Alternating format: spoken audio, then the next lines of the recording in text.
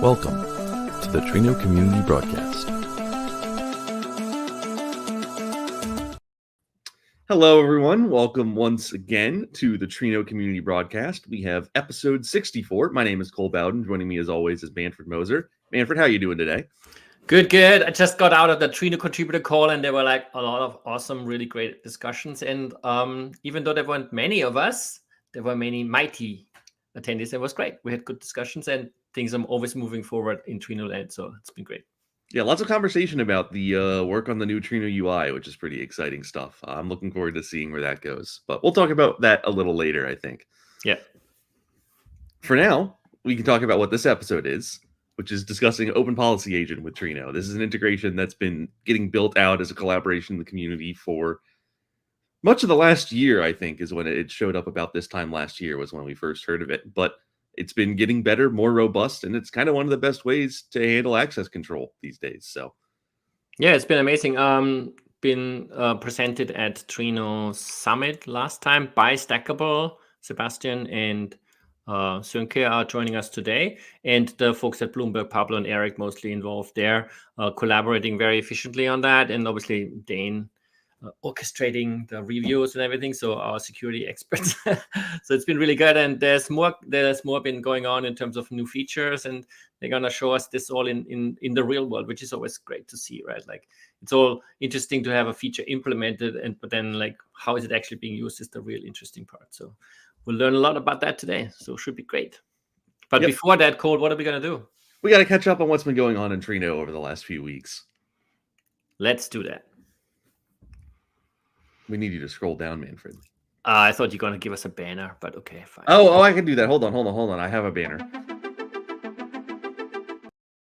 Yay! There we go. My bad. We do that while you're scrolling.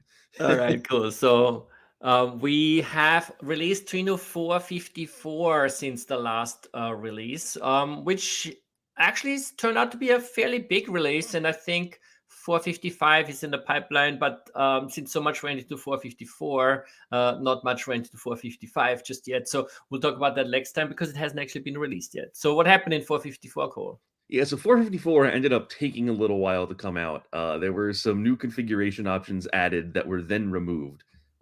So the negotiation and discussion in that meant that more features were just landing all the time while we were discussing. So in 454, we have improved performance for queries that contain multiple aggregation functions.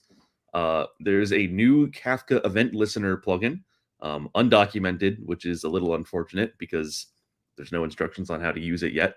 It's coming though. Like I'm pushing people, and I might end up having to do some of it myself. But an event listener plugin, what that is, remember, is basically Query spits out and does a whole bunch of like information about every query it processes.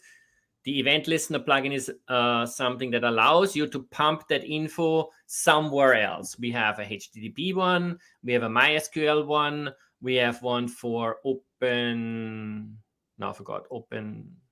Anyway, we have another one, and now we have one for the popular Kafka. So basically, every query event, like query completed, query started, can be going into Kafka topic and then go crazy in the Kafka ecosystem, which is cool. Yeah, so this is for the Trino administrators out there. If you want more data about how your cluster is being used, you want to do some telemetry or analytics on what queries are being run, etc., the event listener now can publish events to Kafka, and you can use that instead of the other event listeners. Yeah. We added configuration for fetch size with the JDBC-based connectors. This is like a pretty under-the-hood change. Also not yet documented. We're negotiating if it should be documented at the moment. Yeah, it's something that you shouldn't be changing if you don't know what you're doing. But if you really do know what you're doing, this can be used to modify the block sizes from the JDBC connectors. So it can be pretty powerful and change the way Trino behaves. We added support for writing deletion vectors with Delta Lake. We added a new resources tab in the web interface with data from a new query endpoint. Also not very documented, which is why we're spelling out that query endpoint extremely explicitly. But that's pretty cool. It contains some really generically useful information about how your Trino cluster is being used. It's instead of being an overwhelming amount of information, it's kind of just the 10,000-foot overview of what's going on, which is a useful thing to have in the UI. Yeah, thanks to Balen from Dune for contributing that, by the way. So yeah, very cool. There's the new preview web UI in development. Preview is maybe a strong word right now. It's kind of just scaffolding, but it will be moving towards being a preview as we continue to build out features there. I mean, you can view it. It doesn't do anything, but you can view it. It has buttons that you can click. That don't do anything either. Yeah, but they are buttons. So, but we'll be building out features on there, so you can check that out, keep up with development on it, and see what features are going in over time. That's probably going to be a bit of a long haul project, not going to be the kind of thing that's done in the next release or two. That's an understatement. But yeah, I think like year to 2 years is probably the time frame for this project. Yeah, maybe a little faster if we go quick. Yeah, and maybe if you're a JavaScript hacker or developer out there that is interested in this kind of stuff, do chime in. There is a roadmap issue and discussions happening in the web UI channel in Trino Slack. So we would love for people interested working on this kind of stuff to reach out and help us. Then, of course, we added S3 security mapping for the native S3 file system. That's useful if that's something you're using. We like security mapping, just more options. And as usual, this is an important line, especially with releases big as this one. Tons of performance improvements, bug fixes, and some other minor features have been added. You can go check out the full release notes by clicking on that Trino 454 button when the show notes go live, or just go to the Trino docs and click on the releases. Because this was a pretty beefy release. If you are not on Trino 454 yet and you like updating to the present, this was a good release to update to. Yeah, the S3 security mapping, by the way, was the second last issue to some degree that rounds out our feature completeness, well, as much as we can tell, on the native file system implementations. The last one is coming in the 455 release, which will enable GovCloud usage on Azure. And we're working towards the whole switcheroo to make the native ones the default, or like make them basically sort of like the required aspect. And that's coming soon. But I think that's enough about releases and chats like that, Cole. We should talk about our guests. Welcome, Sebastian and Sönke. Hi there. Hi, everyone. Yeah, good to see you again. Obviously, you've been like long-term Trino developers and users over at Stackable in Europe. Have a nice evening over there, by the way, everyone. Many thanks. And you've been involved in a whole bunch of things at Stackable, running Trino for your customers, also working on the Open Policy Agent plugin with the folks from Bloomberg, and you presented about that at the Trino Summit, as we mentioned. So you're going to tell us more about all that today, isn't it? Yes, we will. Cool. I'm really looking forward to that. Do you want to tell us about yourselves first a bit, like how you got to be in the Trino ecosystem maybe, and so on? I'll let Sebastian go first. He's much more involved than myself. Yeah, I guess it was basically some sort of an Hive replacement, you could say. Like it was at my previous company where I first got in touch with Trino. We had a big HDFS, we had Hive, and then we basically went Kubernetes native. We had Spark to migrate, which was more easy, I'd say, but like Hive, MapReduce, what about that? And then I tried out Trino and I was happy from the beginning. It just worked with the existing HDFS and Hive Metastore. And yeah, that's like how I personally got to Trino. And yeah, it was lots of different connectors. So, and then like I'm also an Iceberg fan, so that's also great. Okay, cool. One more other fact about you that I'm going to reveal, and then you can maybe reveal one other one. And first, the one I want to say is you're a mad Rust hacker. Yeah, I mean, yeah. At my company, we're using Rust for basically everything. At least what we are writing ourselves, not including like patching Java tools. That wouldn't make any sense. Cool. Excellent. Good to have you on board. Sönke, how about you? Yeah, my story was kind of similar, I guess. I've been working with Hadoop and Hive for, I don't know, a long time, I would say. I'm old. And when we sort of founded Stackable and were starting to build a modern alternative to the, not necessarily to the Hadoop stack, but to existing big data distributions, we were looking for a newer, I would say, query engine came across Trino, and Sebastian was already on board at that time, and he said, when I mentioned Trino, he said, "Hey, we were using that. I love it."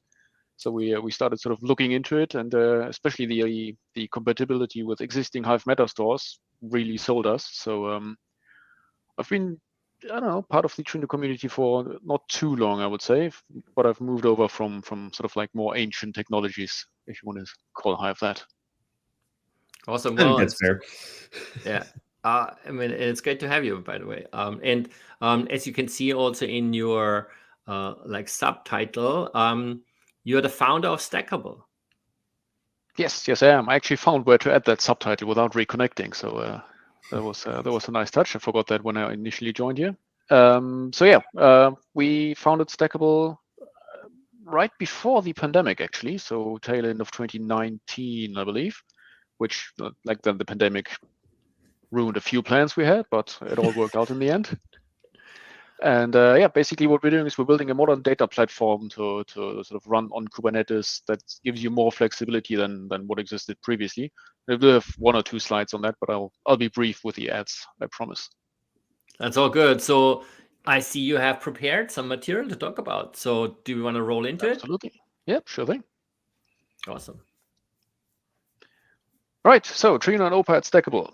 I'll give you a brief look at the agenda that we prepared for today first. What is Stackable? I just sort of spoiled that, but again, I will be brief and not bore you with the details. Then we have a section on Open Policy Agent, how we actually found it, what we started developing, and how it works. And there will be a demo about that as well. And then we are sort of veering off course a little bit because we brought a topic that's near and dear to Sebastian's heart because he started the project, which is trino-lb, which is something that can auto-scale Trino clusters on Kubernetes depending on how high the query load is, and so much more. But he'll tell you all about that. He loves this project, and he could probably rant about that for hours on end. And if we have time left, we can talk about lessons that we learned running Trino on Kubernetes. But we'll see how we are for time when we reach that. I'll skip the intros. We already did that, but you can see Sebastian has a much nicer background than myself. He also has more of a beard on that photo.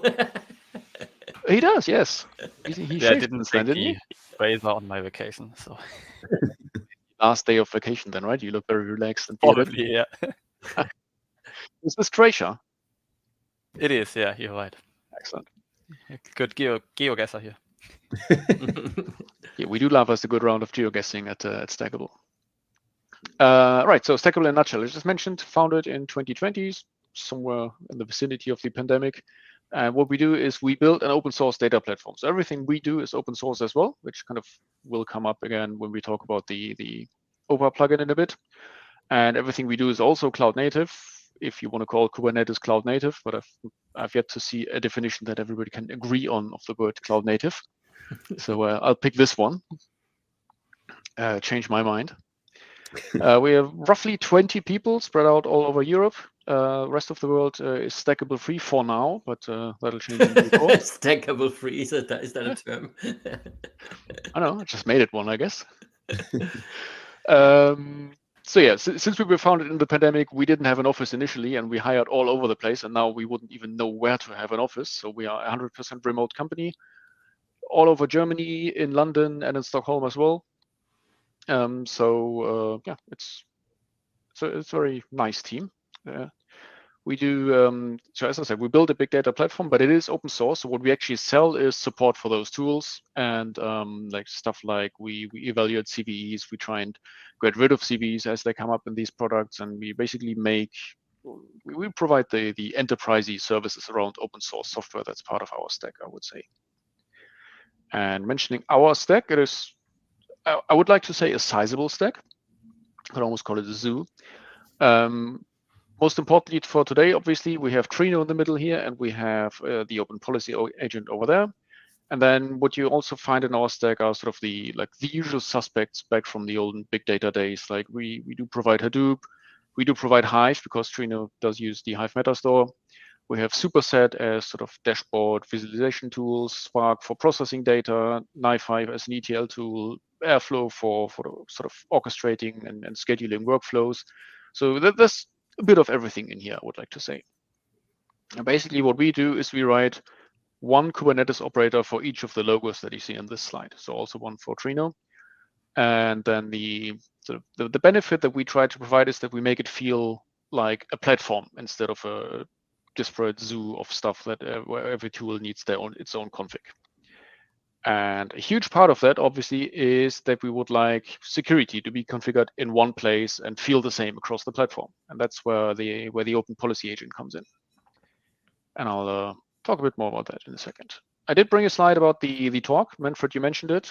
We did present this at the Trino Summit in December 23. It's right here, together with Pablo at the top left, who isn't here today. But hi, Pablo. I'm sure you'll be watching this at some point in time. Yeah, the link to that will also be in the show notes. So of course it will. Little bit of history. So as I mentioned, we were looking for a sort of unified way to apply ACLs in our platform, and came across OPA. So OPA is it pretty much gives you a REST interface. You can stuff there. It applies a set of rules, and it tells you yay or nay to the request that you send to Open Policy Agent. So you can sort of keep the side of on the product fairly simple, because you just need to serialize the requests that those products make, ship that off, and then you get a response back. So what you need to do is you need to write authorizers that work with the products themselves. So what we did back then was we started the Trino OPA authorizer, which is that piece of software, which basically runs inside of Trino, takes all the requests, serializes them to JSON, and ships them off somewhere. Doesn't even have to be OPA. And a little bit like we used that. It was a fairly, I would say, rudimentary piece of code. I'm sorry. And Bloomberg apparently found that at some point in time and reached out to us, because we had it under a copyleft open source license, and they said, yeah, well, can't use it if it's under that. So we relicensed it to the Apache license, and then Bloomberg took our code and significantly extended it. I'm tempted to say rewrote it to something that actually works, and opened the first PR for in the Trino repository. And I think the review process took, actually it's on here, it's like 5, 6, 7, 8 months. So it was lengthy, but I think it was worth it, because it in the end it was actually working properly and good. And then it was merged in January of 24 and has been part of Trino ever since. And it is getting developed further. So in July, Bloomberg again improved it a lot by improving the performance of column masking. So development is ongoing, and it is continuing to become better and better. And in due course, I hope to see it become the default authorization interface for Trino, I have to say. Yeah, that's definitely something that's worth keeping in mind. There's lots more ideas floating around on what to do with OPA and Trino. One thing I wanted to also mention, for those of you that don't know, Open Policy Agent is a kind of very simple application, and it doesn't really have a scope of what to control access for. So it's actually not commonly used in the database world. Do you want to tell us a bit more about where it's often used? Like, it comes out of the Kubernetes ecosystem, right? It does come out of the Kubernetes ecosystem, exactly. It's also it is a CNCF project by now, so it was donated to them. And I think initially it was created to extend Kubernetes RBAC, so basically to authorize what happens in a Kubernetes cluster, like not at the application layer, but rather at the Kubernetes layer. So who's allowed to change or do what? Because the Kubernetes native RBAC stuff you can reach its limits fairly quickly when you not extend that. So that's where it was born, I think. But as I said, it's really, really flexible. It's to my mind, it's actually just, I don't know, ACLs as code, because you can pretty much do whatever you want. I don't know, if you want to authorize based on the moon phases, that's probably possible as well. I don't know. Yeah. To a werewolf, you're not allowed to access your data. Might make sense. Yeah, cool. So yeah, that's worth mentioning. And it's used in Kubernetes for like network and like all sorts of access to those kind of things. So and you and Bloomberg together adapted it to like the relational data kind of scheme world. Yes, exactly. relevant. So that's cool. But it's not the only OPA plugin we have written. We have written plugins for other tools as well.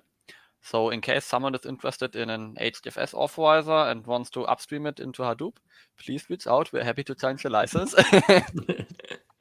So yeah, that's one of the hard things of saying, yeah, we want to use open policy agent everywhere. Yeah, you need to write the integration to every tool or add the integration to every tool that you are going to use.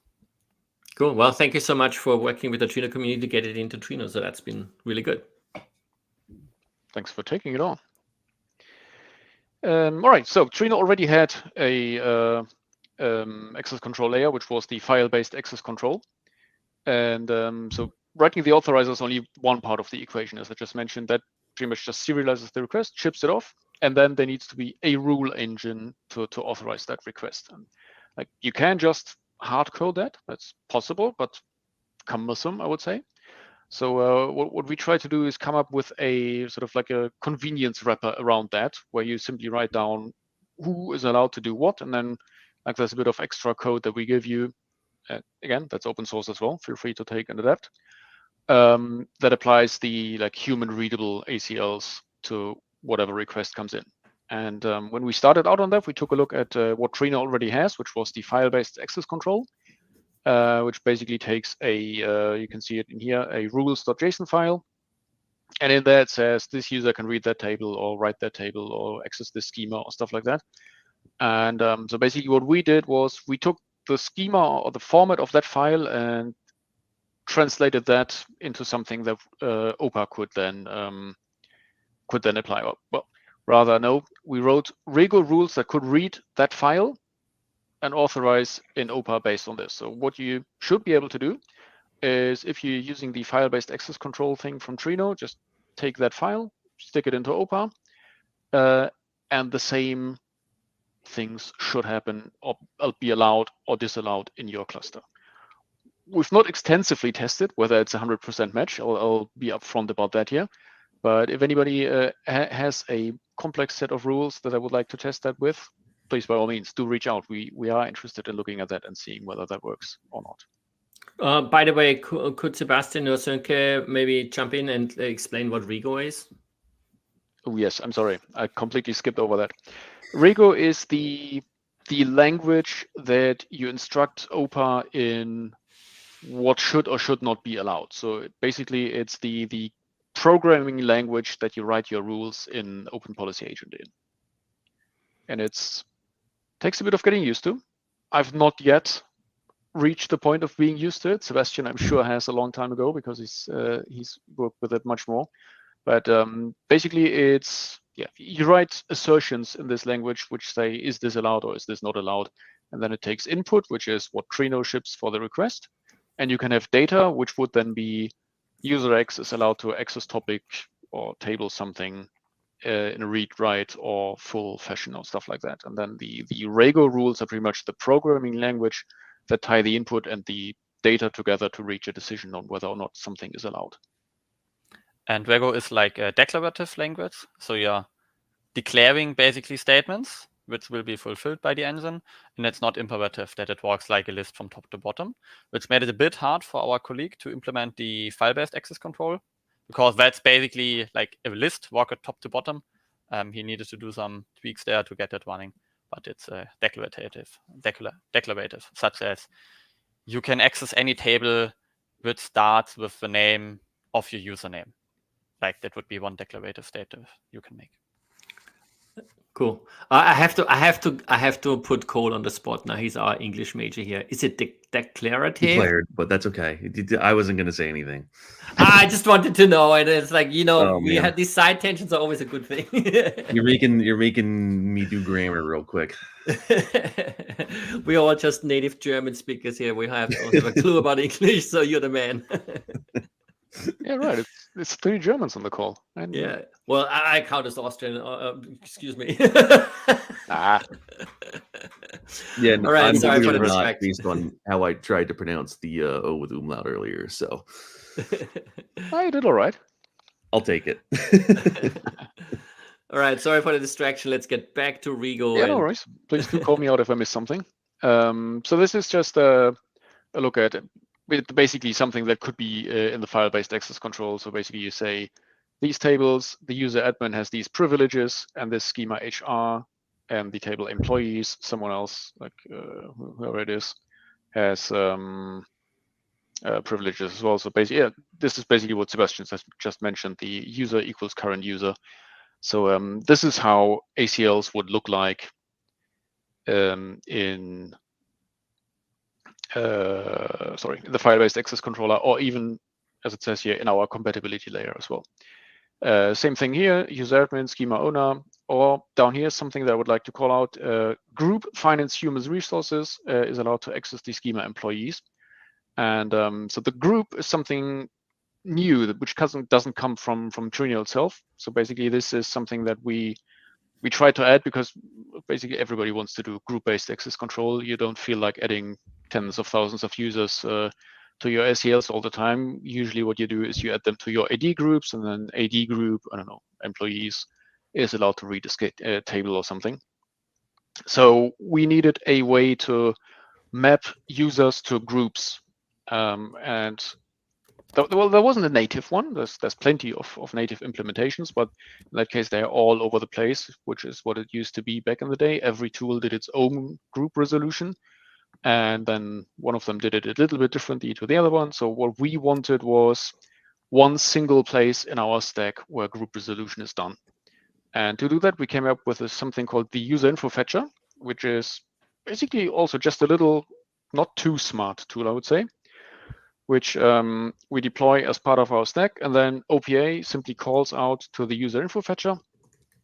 And pretty much after Trino or whatever sends the request, OPA extracts the username, ships that off to the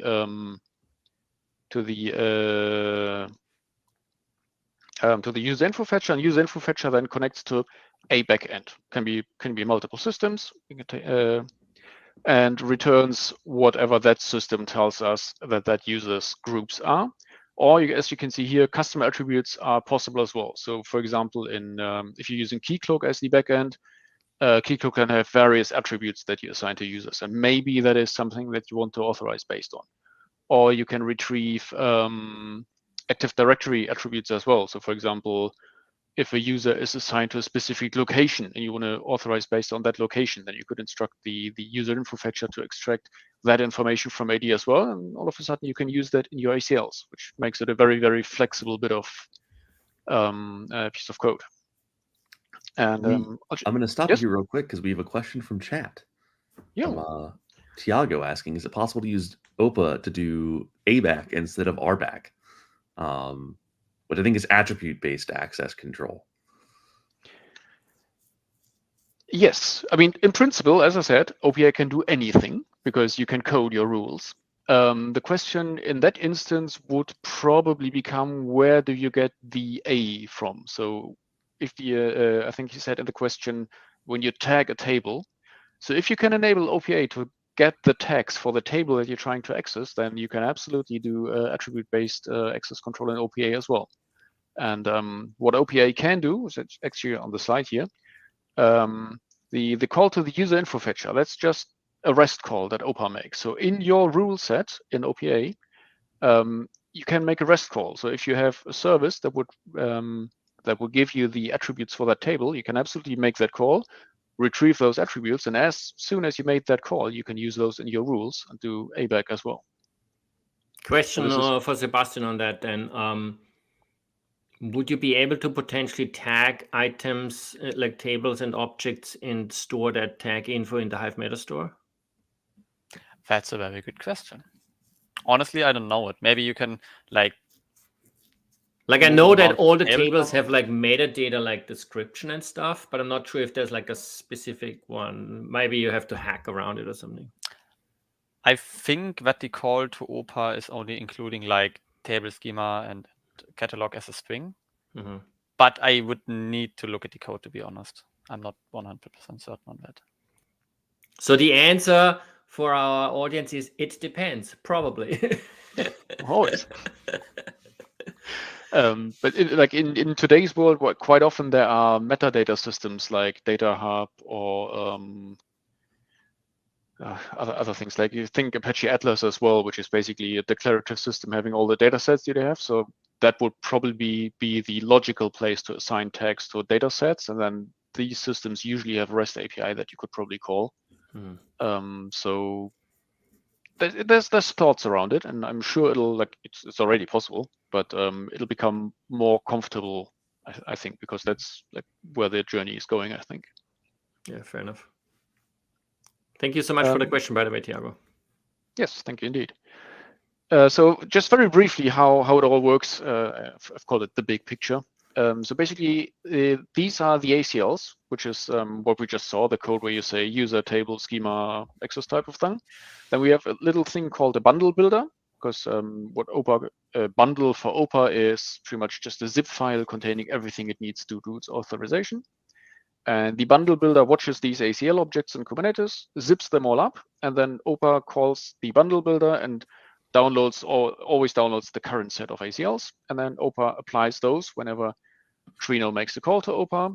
And then when the call comes in, it calls out to the user info fetcher, which in turn resolves the user in whatever backend is configured. We currently have Keycloak as a possible backend, and I've put Active Directory here in with a dashed line or dotted line, because it's getting ready to be merged. I mean, you never know how long it takes once the review process starts, but it is working, and very soon we should be able to resolve groups from Active Directory as well. I mean, we are already able to in a stable version as well.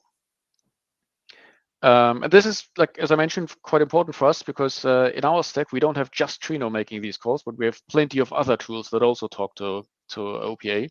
So it becomes a really, really good place to be if you have only one place where rules are applied and group lookups are made, because then for things like audit logs, you only need to grab the logs from here, not from each and every one of these tools that maybe write them in different formats to different places. So Open Policy Agent for us pretty much became the one-stop shop for every security question or group lookup and all that stuff. And it's really, really brilliant to have that isolated into one place. That makes so many things so much easier. Yeah, it sounds like that would also make it much less error prone, right? Like exactly.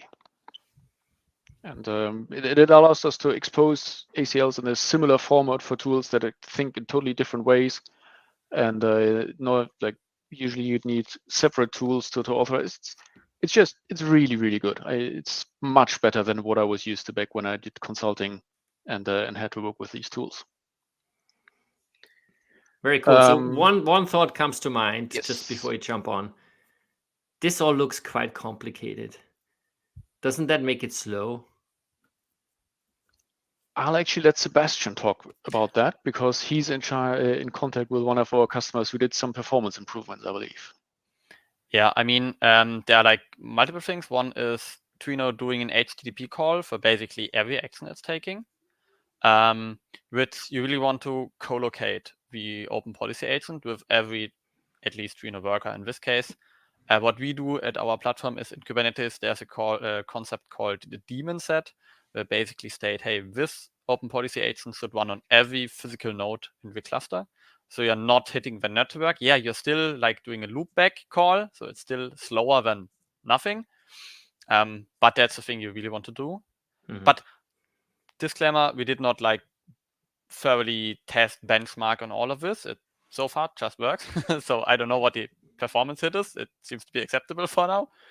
And then the other thing is the performance of the evaluation of the policy in the Open Policy Agent. So that's the actual Rego script, basically. Exactly. And one customer actually had problems with that, with the file-based access control, because that's like the imperative walking top to bottom. But he did need to write his own Rego rules in any case, because they have like a complicated system. They are making external HTTP calls all over the place to collect information, who is allowed to do what. And they have like this, okay, a developer can get temporary access right to production to help with a problem, and then he needs to go through a tool which is only like for escalation purposes, and then you need to ask a tool like, hey, can you maybe access prod at the moment, something like that. So it's pretty complicated, and they are basically not using this abstraction layer we're talking about. So the abstraction layer is not like the fastest and greatest, I'd say, but just maybe by the nature of walking top to bottom. Yeah, fair enough. Just to for completeness also, Pablo at Bloomberg has been working with us as well, and for example, that batch size fetching has been helping for the performance. And I'm also working with him and other community members to kind of get some documentation going on some of the pitfalls that you can fall into when writing those Rego scripts in the Trino context, because there seem to be some that definitely have a negative performance impact, and we want to make sure we share that with everyone. So stay tuned for that. No ETA. But one nice thing is when you do something like column masking, which we will show later on, it will not send all your data to OPA and say like, hey, now please mask this data and send it back to me. But instead it will be like an SQL expression, which is then evaluated highly parallel in Trino again. So whenever you talk about like filtering or masking, it's not sending the actual data, but it's still like a costly call to OPA in any case. Awesome, cool. All right. I'll just briefly mention there's a talk of us giving a demo of me actually, and I apologize for the quality of the sound in this recording. Of me giving we call it end-to-end security demo, which showcases quite a lot of what I have on the next 3 or 4 slides, and what Sebastian will also show in just a second. So if you're interested in playing around with this, we have a demo that you can spin up with just one command in a Kubernetes of your choice, and play around with all of this for yourself. That's actually quite nice. I'm going to skip that slide. So basically, we showcase column level security and a few of the other features in that demonstration. So we have a couple of tables. So this is a company with a couple of departments: marketing, customer service, and compliance. And what we did was we said, right, the compliance department can also access customer data, but in a restricted fashion, because they only need to run, I don't know, aggregate reports. We never really built a report. It's just a theoretical exercise here. So basically what we said is the compliance department can view the customer analytics schema, but they can't see the first name or the last name or the birth month or day. They can see the birth year, for example, to aggregate over, I don't know, customers over age or something. And for the email address, maybe it's important, like what domain email addresses are from or something. So they can see the domain, but we will mask the first part of the email address so that they can't actually write an email to that person. So this quite nicely shows how we can remove columns or access to columns from people, and also how masking of data can happen. So what that looks like in code is in the column section, you can say first name allow false. So basically just this user can't access that column. And then down here, you can see we do a regex replace on the email address, which basically says keep the first 3 characters in place and replace anything after that with dashes so that the email address is not in plain text. I'm going over this fairly quickly because Sebastian will actually show that in just a second, and he can probably much better show that like in the actual demonstration and code. But this is how that can be done. And then for row level security, we put in an employee schema, which basically contains information about all the employees of this fictional bank. And then we said, well, every employee can select information about themselves. So when I do a select star on the employee table, I'll always see myself. And for the supervisors, they'll additionally see all the people that report to them. So Sophia Clark, for example, we have here in this example, she has two people reporting to her. So when she runs a select star on the employees table, she sees herself and those 2 people, which in code then says that you apply the filter and say username equals current user or supervisor equals current user, which is what Sebastian was referring to earlier about being able to declaratively say this. And that actually gives you very, very powerful options of restricting access to data in your Trino system. But with that, enough of the theoretical things. I'll stop talking at you and give Sebastian a chance to actually show you how it works. Yeah, many thanks, Sönke. I'll try to keep it short because we have like a full, I think, hour video dedicated on this demo. So just a teaser on it. Basically, we have Trino and Superset, and they are also using OpenID Connect, so single sign-on. We are using Keycloak as identity management system in the demo, and I have configured my dbeaver, like the SQL client, to point at our Trino. And if I try to connect to it, that's a very awesome part. And I was like, wow, this is working. That's nice. First time I did it, because when I open it here, you can actually see in my web browser. Yeah, the demo got done that with us here. Let me quickly close and start dbeaver again. Demo goals are never nice. It's all right. So give it another try, and there it is.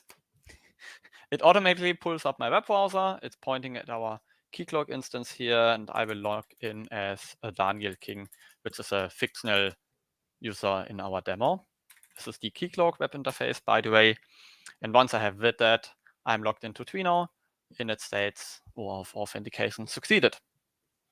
So I can come back to dbeaver, and I'm now logged into into Trino. That's very nice.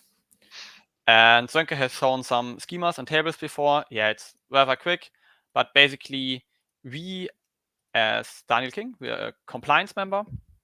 So compliance not only has access to the compliance analytics, I try to increase it, but I can't, to the compliance analytics schema, but also to customer analytics schema, but not to our tables. There are like some other tables going on, but we are interested in the customer table.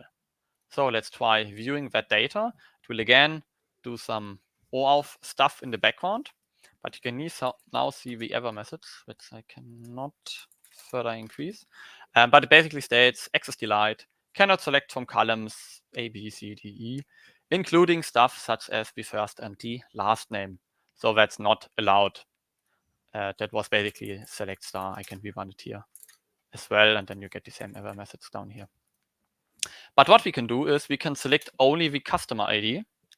And the customer ID is actually, if you look closely, it's not the real customer ID, but it's the SHA hash of the customer ID. Idea here being customer analytics should be able to correlate user actions, but not see the direct customer ID, because that's, I don't know, they just should not be able to see that. So that's basically masking it. Exactly, right? that's masking. And you can use that for credit cards or date of birth or whatever you else. can use that for basically anything. There is also the email address in it. The email address.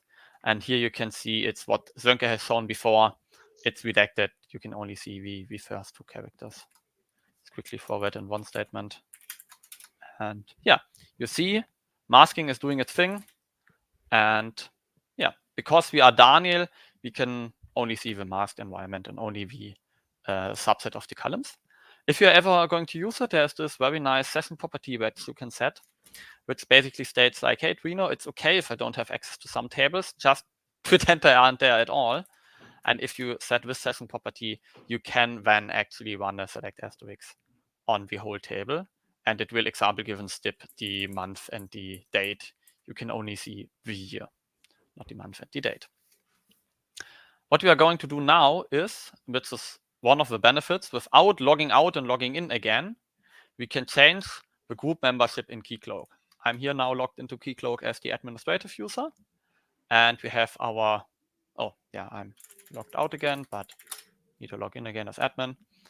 That's just the session timeout. And you can see here we have these groups going on, the compliance subgroup analytics or the customer service analytics. And let's just quickly pretend that Daniel is joining this group. Or maybe he gets like half an hour access to a production system, or you can think of any scenario you want. But let's basically add Daniel to the customer service group. So he now should be able to see more tables. So let's quickly press F5. So there is some caching going on. You can configure it. It's usually 60 seconds, but cache is invalidated now. So you can see there are actually more tables. And if we now select the customer ID and the email address again, you can see he now has access to the clear text customer ID and email address as well. And then like a select asterisk will bring up all columns, because it basically now has access to all columns.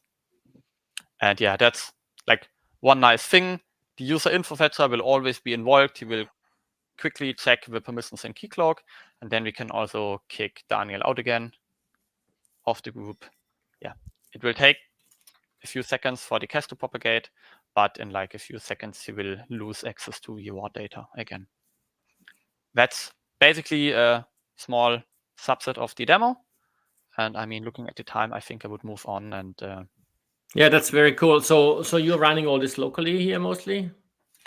This is actually like the Trino, the Keycloak, and there's also Superset dashboards and stuff. They are running on the cloud in Germany, but the demo would also run on my local machine.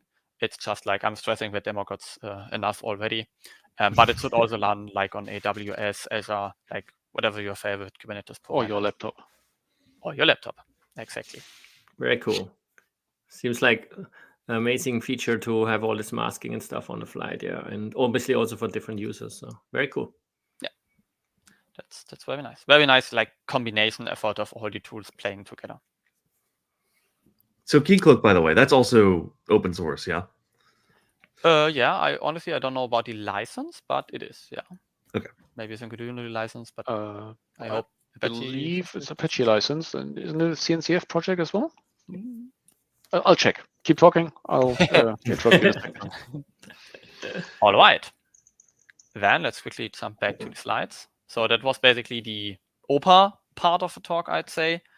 Yeah, that's how you can like Stackable CTL, which is our command line utility, demo install. That's what I did this morning. And then with stacked list, you can get a list of all the stuff which is deployed. There's actually an HDFS running for data storage below. We should choose that because we have Kerberos there and we are doing impersonation. And have a look at the talk, if that's interesting to you. So Keycloak is an incubating CNCF project and has the Apache license. Cool. Nice. And you can also deploy it in front of your OpenLDAP or Active Directory. But yeah, details, I guess. Very cool. The power of open source. So now we're pivoting to trino-lb, yeah? Exactly, that's the plan. Yeah, trino-lb development, yeah, around October of 2023. It was like just before the first official release of Trino Gateway, so it missed it a bit. But it has, I think, like slightly other goals. First off, it doesn't have any GUI at all. So it's like less user-friendly. There's no OpenID Connect and stuff going on. But one important requirement was that you can queue queries in case the Trino clusters are not able to handle them yet. Which was technically a bit more than, okay, let's just intercept the first HTTP call. But instead, trino-lb is basically faking that it's a Trino cluster and it's doing like the usual API setter and the round trips and everything. But this way, it can queue queries until Trino has either enough space left so that you can put another query on it, or like you can have this scenario that you, next thing, auto-scale entire Trino clusters, load and time-based. And let's say you have like 3 different groups, like routing targets, and one routing target can have 0 clusters by default. And when like you can say we have S, M, and L clusters, and you don't want to pay for an L cluster to be running 24/7, you can say like, hey, if an L or XL query comes in, please queue it, spin up a whole entire XXL cluster only for this specific query. When the cluster is up and running, submit the query to it, and then wait for configured like graceful 5 minutes or something like that, and then throw the cluster away again. Which is, yeah, queuing in combination with auto-scaling. So basically both are needed to have such a scenario. Then also one important piece is the performance of the system, because a customer of us had the problem that like many queries were submitted in parallel in a big bulk. And the coordinator was basically going nuts, just handling the API traffic. What's my query doing? How is it going? Is it progressing? And it's basically keeping this basically HTTP loop busy. So it's horizontally scalable, and it also is highly available. It doesn't have any state. The default persistence, which I personally would recommend, is a Redis system, which should be pretty low latency. I'd hope so. But there's also like a Postgres persistence if you want to use that instead. So yeah, migrating that to Valkey yet? No, I didn't. No, didn't cross my mind yet, to be honest. For those of you that don't know, Redis changed the license, and Valky is the pure open source fork now, or one of them actually. So it's interesting. See how it goes. Also, for complete transparency and interest, I'm obviously involved in a Trino Gateway, leading that effort to some degree, and we've had extensive discussions, Sebastian and me, when he started that, and the LB, and the goals of the LB and Gateway are very similar. Sebastian was just too fast to jump onto the Trino Gateway bandwagon and super hyper efficient on getting this all going in Rust, and so he's running with the trino-lb thing. Ultimately, I think the projects have very similar goals and will probably end up doing similar things, but yeah, things are different, and like it's amazing what you got going there with trino-lb, Sebastian. Yeah, absolutely 100% agreed. I mean, like, yeah, these are all like nice goals, but it's missing some other nice features which Trino Gateway is having. And yeah, as I mentioned, like the time starting, it was like, okay, we want something very quick, and Trino Gateway just got the first release out, I think, like a week after or something like that. So, yeah, and we are still a while away from those features. So yeah, but maybe they're also like not as good as like if larger, like there is a much larger user base for Trino Gateway than for trino-lb, so there are probably lots of bugs and things to fix. So yeah, if you want to give it a try, you can be like an early adopter, I'd say. Yeah, no, I think it's amazing. So very cool. Yeah. And then also like you have this routing. So basically I hinted with the small, medium, and L clusters, which was kind of what we have a customer with specific requirements. So we basically modeled it somewhat after the requirements. And for that, the idea is to have different routing strategies. So you could look at the client tag header, which is like easy peasy. Or we also have a coast estimation tool, so you can have this explain analyze, send it to the Trino cluster, get a result back of the estimation, and then put it in a corresponding cluster sizing based on this estimation. Or to be full flexible, we also have a Python script router where you basically, hey, here's a Python code, just execute that, and the output, like the returned thing by the Python script, it will decide where the query is going. So you can go all in and do crazy routing stuff if you really want to. I haven't tested reaching out to OPA. Maybe that's the thing. So, okay. So yeah. Anyway, and they're like all of the persistence routing and scaling stuff is behind an interface, so you should be able to plug in your own routing or persistence or stuff. Awesome. So for the you go and I'll ask later. Okay. Yeah. Yeah. I have to admit I'm just looking a bit at the time, but I think we'll skip the lessons learned part and then can at least take a time for trino-lb. Yeah, there's one screenshot. You can see it's like from January actually, so it's a few months old again. What is this diagram here showing? So basically, I submitted some queries to a trino-lb, and we are having 3 cluster groups. We have S, M, and OIDC, because I was testing if it correctly sends HTTP headers in case you're doing OpenID Connect. That's not going on here, so it's just like one cluster running and that's it. But the S and the M ones, they are auto-scaled. The S one, like it's just some benchmarking thing. The S one has 0 clusters in standby, and the M cluster has 1 in normal operations. And then some queries were submitted to the M. You can see here like 60 queries or something like that. They were queued because I said I think a cluster can take 5 queries or something like that. And in case it would submit more than 5 queries to the cluster, it queued them instead. And then, yeah, the queries were processed, went down again. And you can see like 50 were queued. I said once you have 10 queries queued or something like that, you can pick yourself a new cluster. So it spun up a second M cluster to handle all the load. It did its work, and then it scaled it down again because there were nothing to do left. And the S1 actually, I submitted probably 50, 60 queries as well. And it actually started an on-demand cluster. It was running, and after 5 minutes, it shut down again. And then like here were like 300 queries queued and basically doing the same thing, scaling up from 1 to 2. When everything's finished, scaling down again. One interesting thing as well is open telemetry tracing. So it was my first time using tracing. I'm very happy with it. I can recommend it. And you're looking at a screenshot of Jaeger.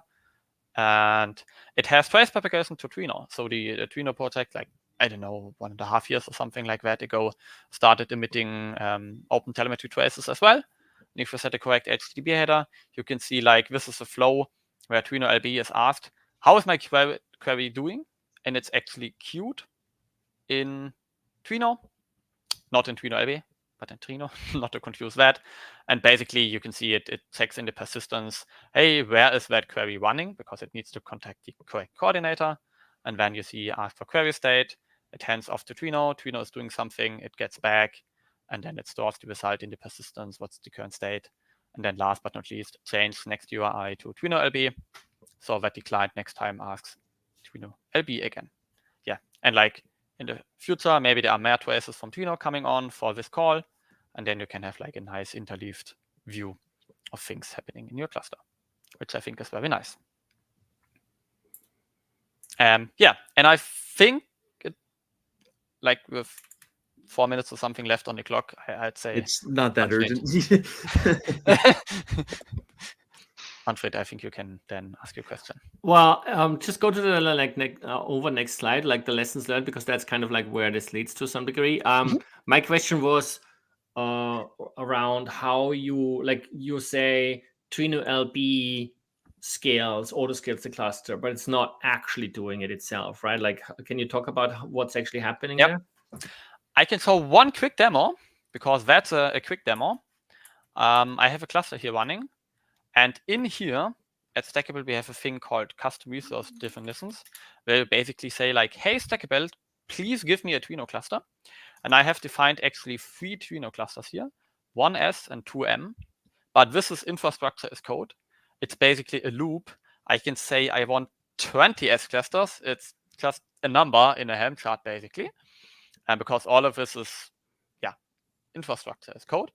So you need to actually provision your clusters beforehand. So you have a maximum number of clusters that you can use. But on the other hand, they don't cost you anything. And what trino-lb is actually doing, it's turning them on and off on demand. So you can say the M2 cluster currently is the status available is false because it's not there. It doesn't have its replicas. And that is because the cluster is stopped. And trino-lb is just turning them on and off. We can actually inspect that. I can send a query to, there's real credentials in the internet. Don't tell anyone. We can send a query to trino-lb, and we can set the client tag as. So we are saying, please send us to an S cluster. And if we say show catalogs, you can see it's queued in trino-lb. So not queued in Trino, but in trino-lb. And if we switch back, you can see it's now spinning up an on-demand S cluster. But spinning up, it's basically re-enabling it. And that's basically what is behind the interface as well, where you can plug in your own infrastructure as code system or whatnot system. And the functions are basically like, is that thing turned on? Yes or no? And please turn it on or please turn it off. And then obviously also like, please scale it up or scale it down, I guess. And like, is this all working via Helm charts or an operator or both? Like you mentioned Helm before. I basically use Helm to deploy the Trino clusters, but it's just that I can have like an easy for I and 1 to 20 loop, but you don't need to use Helm or something like that. It's basically like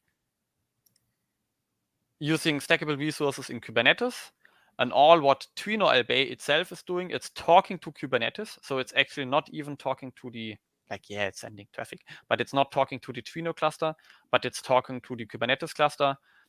And in Stackable, you have ways of saying, like, press a button to stop and start. And trino-lb is only pressing these buttons. And then our operator is doing deletion of pods and logs and volumes and all of that in the background. Okay, so you have an operator that does that then. Yeah. Exactly, yeah. And awesome. In principle, I think the implementation of all those buttons that it presses, you put behind it interface so that this would be extensible to work with anything else that deploys a Trino. Exactly. You could do an HTTP call to spin up a whole GKI, Google Kubernetes engine thingy and do stuff there. Like you can do anything you want to behind that interface. We'll definitely have to pull you into the next Trino Gateway Dev Sync, because that's exactly where we're at. We're trying to sort of like figure out and define the interface, how we want to do that in Trino Gateway. And rather than reading the trino-lb source code, we'll just pull you in to talk to us. Yeah. There's also some sort of documentation on it. You can give it a read and stuff. And the different thing I've prepared, it should also be very quick if I remove the extra thing. So we are now sending 500 queries to trino-lb, and it's also broken. Nice. Okay. Never mind. I think the IP address has changed in the background. So let's pretend that didn't happen. But I think it actually did happen because it's spinning up the second M cluster. So something is broken, but at least the queries went to trino-lb. It noticed, hey, I have a backlog of queries, and it spun up a second. Like it enabled a second instant. Itself did not create the instant. It just turned it on because it saw the demand for it. And then these would run, and then once the queries are all processed, it would shut down that second cluster again. You can see the S cluster is now shut down again. I think it's like a 5-minute grace period or something like that, but you can configure that. Whatever makes sense. Yeah, very interesting, very impressive. I love it. Really cool. So what are the lessons you learned? Yeah, so the lessons we learned. First off, we don't run any production Trino clusters ourselves, to be honest. I did it at my previous company, but not here. But our customers do. And they complain if like Trino breaks every week or so. And yeah, we are using an operator to manage Trino on Kubernetes, which is basically a piece of code interacting with Kubernetes and taking care of your clusters. And you basically state like, hey, Stackable operator, I want a Trino. It has 5 workers, that size, and please this 3 catalogs. That I think should be sufficient for here. There's also documentation stuff. And one thing we learned is like for my person at least, you should really try to avoid any coordinator restarts, because like a coordinator restart kills basically all running queries on that particular coordinator. And one thing we have done to make this less of a problem is we have a flag, don't touch this cluster at all costs. Like if I scale it up, if I scale it down, if I give it more memory, I don't care, just don't touch it at all. I can always then enable that reconciliation flag again so that it applies the changes that are accumulated over the time. Yeah, potential future work. I mean, like there is like issues older than time on the Trino project. It's a complicated thing to maybe get some sort of shared queue failover scenario stuff. But from our side, we are also thinking about adding some sort of maintenance windows so that you basically enter this, don't touch this cluster at all costs during nighttime and then leave it again in the next morning or something like that. And then again, but that's like for planned downtimes. Like planned downtimes are fine because you can do something else, which would also theoretically work, is whenever a coordinator sets down, he has a so-called pre-stop lifecycle hook, I think, where you can basically select, okay, I'm going to shut down, and I have a trino-lb or a Trino gateway in front, and I say that system, please don't schedule any new queries to me, then wait until are finished. Then the coordinator can safely exit and do its restart, and once it starts up again, it can re-enable its backend in the LB gateway again. Yeah, that's also the same approach. You can do that with 2 clusters that are identical. Then you can basically have 0 downtime completely for the users, and that's also one of the approaches for HA that obviously also works with the Trino gateway, and that's another good approach that you can also use for version upgrades, for example, where you like have 2 identical clusters, one with the new version, one with the old one, do some testing and all that kind of stuff. So that's really useful. That works perfectly fine for like planned updates and stuff. So yeah, can totally recommend that for that. Also, you mentioned this ages-old HA ticket. It's ages-old, but the discussions are still happening, and there might be some work coming in the future towards that as well. So we'll see how that goes. But so old but not inactive. Exactly. Yeah. I mean, it still requires like, I was used to at my previous company, we had like bare metal Kubernetes, and the operator said, when I'm going to send you a signal that your pod should get off of this node, you have, it depends, but like between 5 and 10 minutes to get off the node. In other case, I'll hardly reboot the node anyway.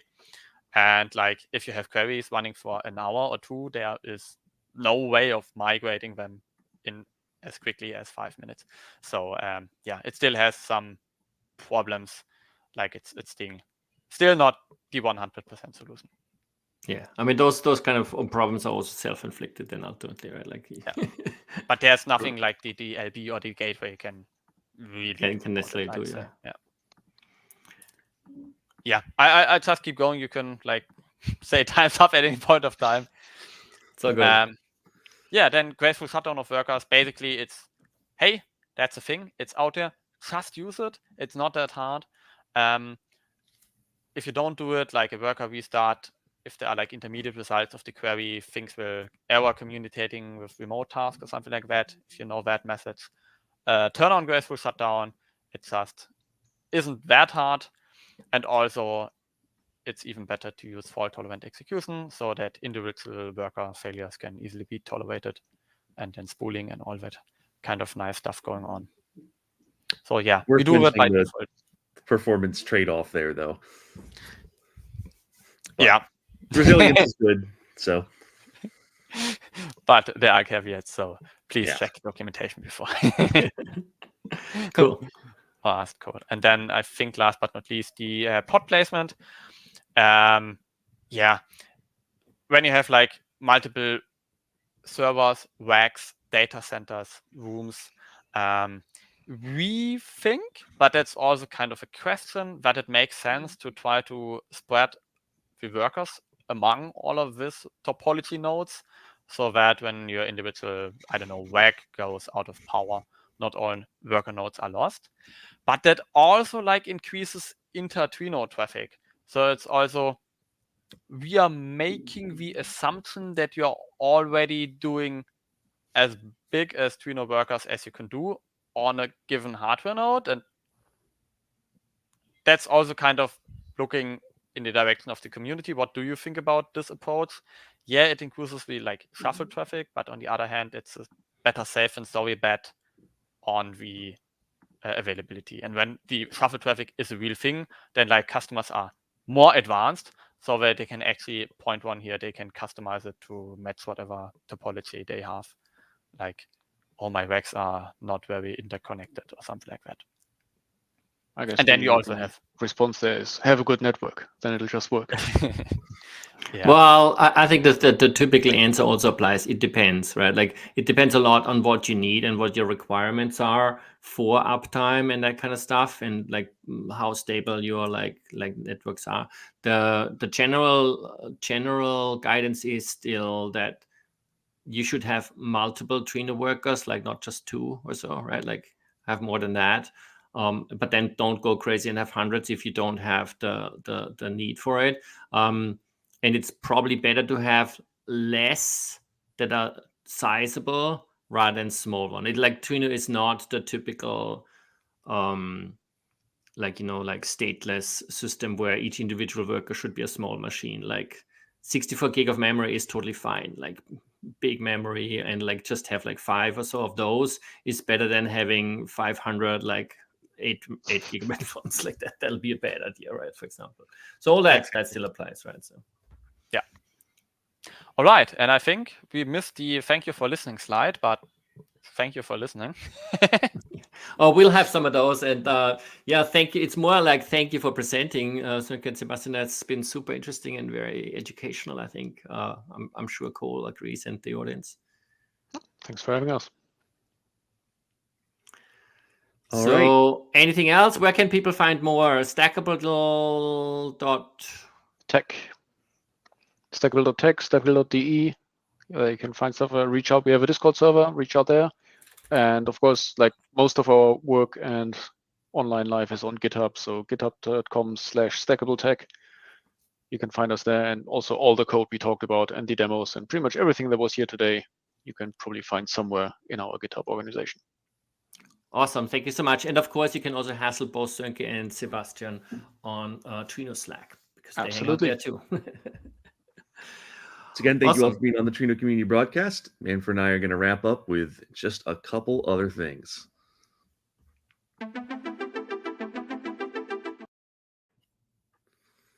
Couple of other things. What are those? First of all, there's resources. As always, in the show notes, we will have a little bit more information. There is also the links for that video, the source code repository, the Stackable website, and then the longer demo video. That's all there. But we also want to talk about a few other things, Cole. What's happening? Yeah, Trino Summit 2024. We've mentioned it before, but it is still happening. It is still out there. The call for speakers is open. It's a 2-day event, which means that we have a lot of freedom to kind of accept talks ranging from very beginner to extremely sophisticated. So if there's anything you've worked on Trino related that you want to share with the Trino community, submit a talk. We'd love to hear about it.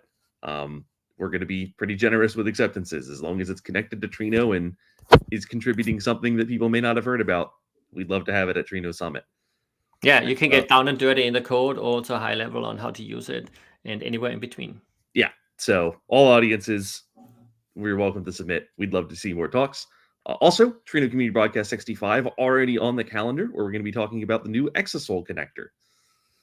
Yeah, another talk with people talking in Germany for some reason. So it's going to be really good. That's a new connector that was merged, I want to say, less than 5 releases ago. I don't actually know specifically, but 450-ish something. I can go look this up real quick. Not to matter too much. Yeah, super episode. Very interesting. I love how OPA and like trino-lb, Trino Gateway, and all these innovations happening in the ecosystem. Trino is rocking on, and at Trino Summit we'll share more, and we will see you on Trino Slack, Trino Community Broadcasts, Trino Contributor Calls, and so on. 452, by the way. So only 3 releases ago, but we're looking forward to that. Thank you all for tuning in. As always, you know where to find us. Manfred's kind of gone over it. Show notes will have links. Description on YouTube will have links. But other than that, until next time, we'll see you later. Bye. Thank you for tuning in to the Trino Community Broadcast, brought to you by Starburst Data.